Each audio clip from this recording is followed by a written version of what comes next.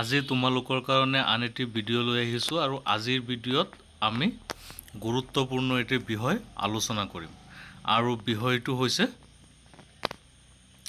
অসম চৰকাৰে ছাত্ৰীসকলৰ কাৰণে এটা আঁচনি আনিছে যি আঁচনিৰ দ্বাৰা ছোৱালীয়ে বা ছাত্ৰীসকলে উচ্চ শিক্ষা গ্ৰহণ কৰিব পাৰিব তেওঁলোকৰ বাবদ চৰকাৰে ইনভেষ্ট কৰি আছে তেওঁলোকৰ কাৰণে চৰকাৰে আঁচনি আনিছে গতিকে ভিডিঅ'টো মুখ্যতঃ ছাত্ৰীসকলৰ কাৰণে তোমালোক সকলোৱে বিষয়টো বুজি ল'বা তেতিয়াহ'লে আগলৈ তোমালোকে কিদৰে এই আঁচনিৰ কাৰণে এপ্লাই কৰিব পাৰিবা কেনেকৈ তোমালোকে লাভৱান হ'ব পাৰিবা এই সকলোবিলাক কথা ইয়াত সন্নিৱিষ্ট কৰা হৈছে প্ৰথমে আমি আলোচনা কৰিম এই আঁচনিটোৰ কাৰণে কোনসকল ছাত্ৰী যোগ্য হ'ব সকলো ছাত্ৰীয়ে এই আঁচনিৰ কাৰণে যোগ্য নহয় গতিকে কোনসকল ছাত্ৰী যোগ্য হ'ব এই আঁচনি লাভ কৰিব পাৰিব তেওঁলোকৰ বিষয়ে ইয়াত প্ৰথমে উল্লেখ কৰা হৈছে আঁচনিটোৰ নাম হৈছে মুখ্যমন্ত্ৰী নিযুত মইনা আঁচনি আৰু এই আঁচনিৰ জৰিয়তে ছাত্ৰীসকলক সবলীকৰণ কৰা হ'ব আত্মনিৰ্ভৰশীল কৰা হ'ব শিক্ষাৰ কাৰণে তেওঁলোকে আনৰ মুখাপেক্ষী হ'ব নালাগে তেওঁলোকৰ খৰচখিনি চৰকাৰে বহন কৰিব গতিকে বলা আমি ভিডিঅ'টি ষ্টাৰ্ট কৰোঁ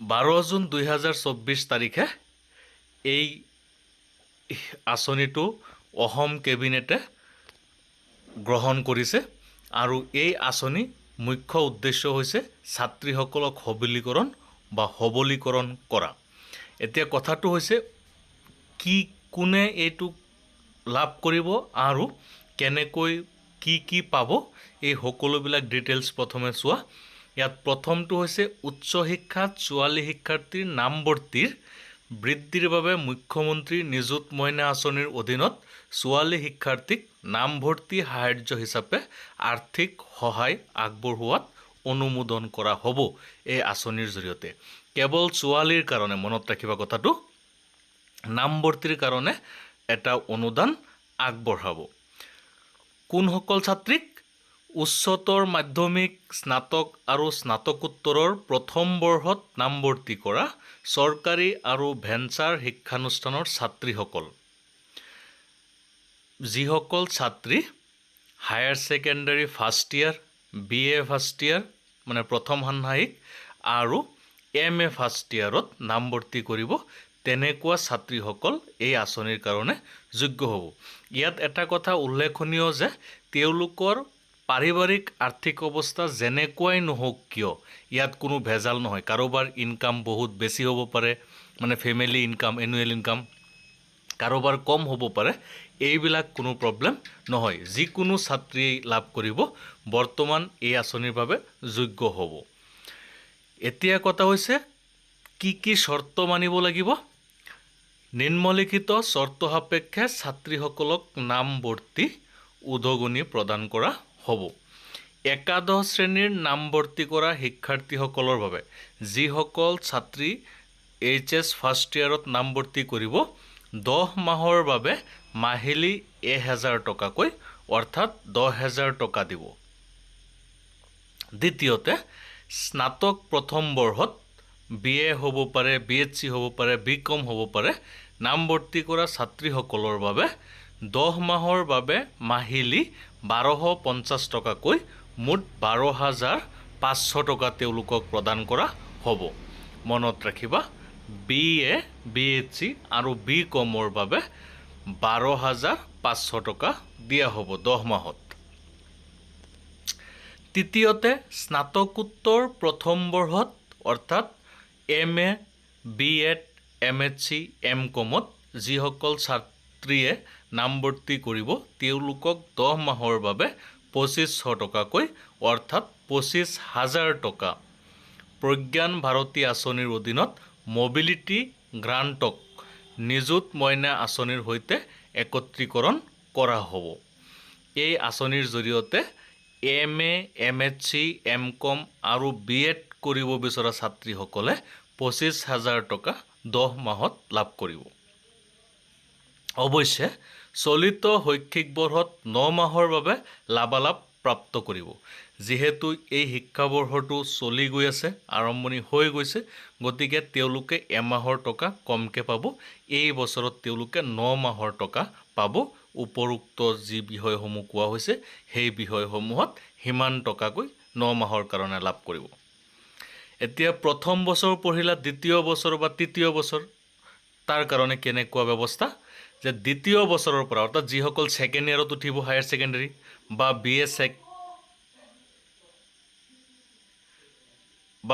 ছেকেণ্ড ইয়াৰত যাব বা MA ছেকেণ্ড ইয়াৰত যাব, তেওঁলোকে কোনো আবেদন দাখিল কৰিব নালাগে।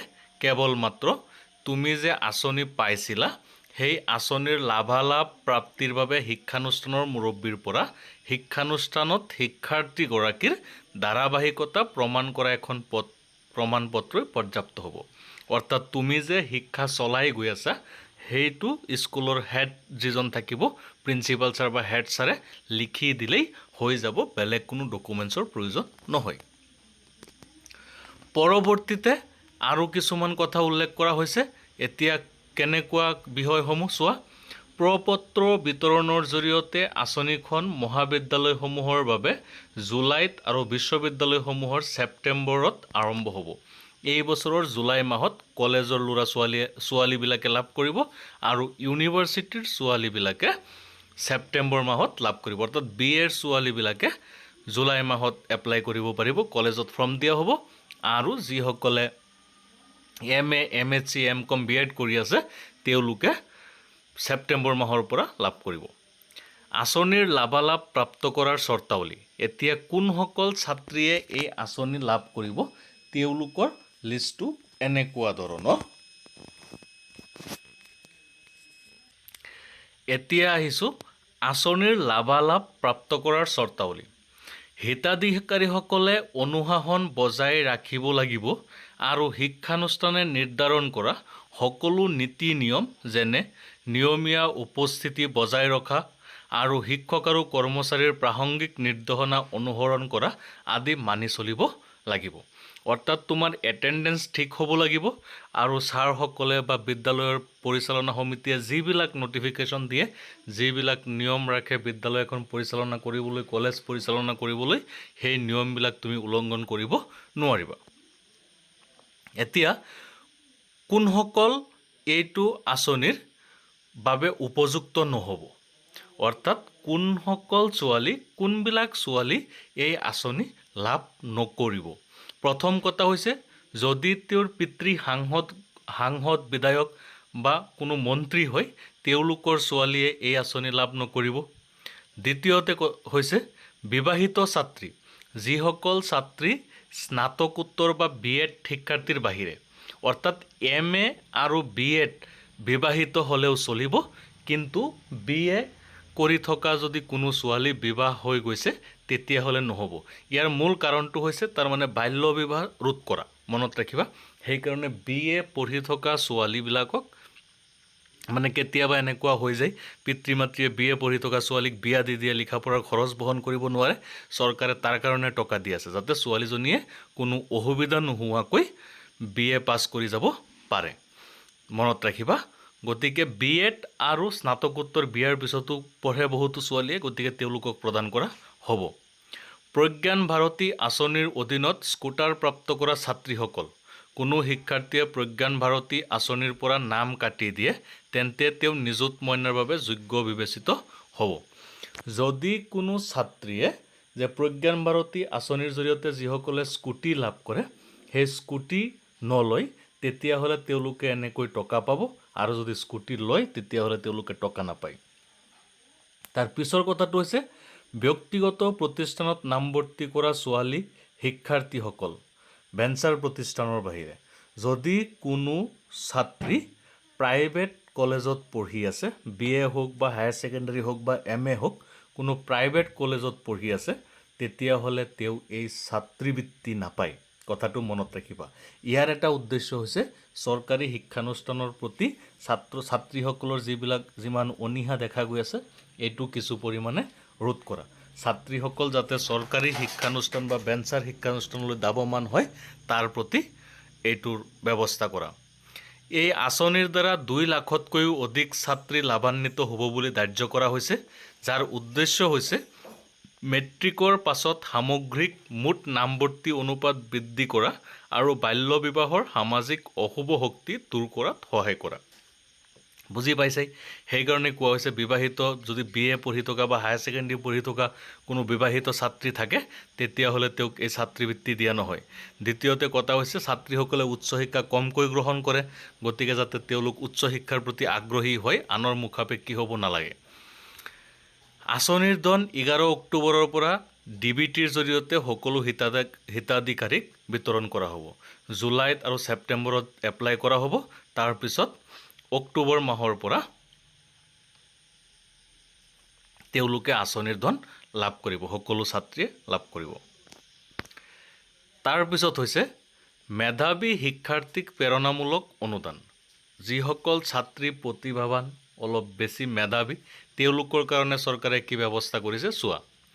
এই শিক্ষাবৰ্ষৰ পৰা অৰ্থাৎ 2024 বৰ্ষৰ পৰা 75%তকৈ অধিক নম্বৰ লাভ কৰা ল'ৰা ছোৱালী উভয়ে আনন্দৰাম বৰুৱা আঁচনিৰ অধীনত এককালীন বিত্তীয় অনুদান হিচাপে 10,000 টকা লাভ কৰিব।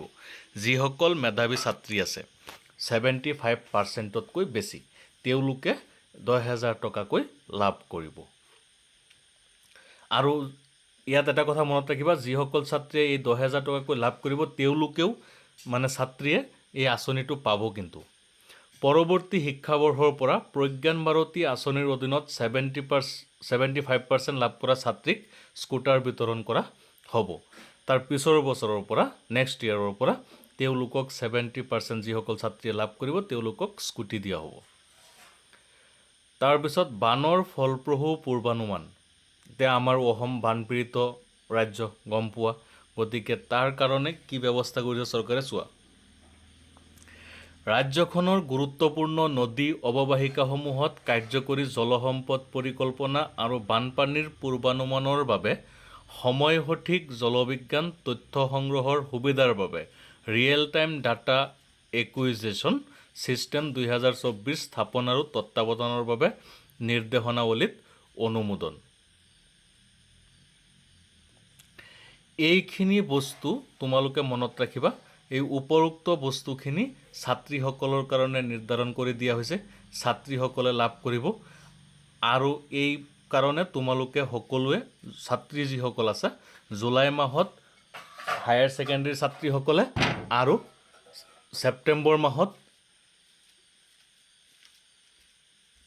ইউনিভাৰ্চিটিৰ ছাত্ৰীসকলে তোমালোকে খবৰ ৰাখিবা। তোমালোকৰ কাৰণে এই ব্যৱস্থা কৰা হৈছে, সকলো ছাত্ৰীয়ে লাভ কৰিবা যদি তোমালোকৰ পিতৃ MLA MP বা অন্যান্য কোনো মিনিষ্টাৰ নহয়। গতিকে সকলো ছাত্ৰীয়ে ইয়াৰ কাৰণে চেষ্টা কৰিবা যাতে তোমালোকৰ উচ্চ শিক্ষাত বাধা নহয়। চৰকাৰেও এটি ভাল আঁচনি গ্ৰহণ কৰিছে, গতিকে সকলোলৈ শুভেচ্ছা থাকিল। তোমালোকে ভালকৈ লিখা পঢ়া কৰি দেশৰ সুনাগৰিক হোৱাৰ পথত আগবাঢ়ি যোৱা। ধন্যবাদ।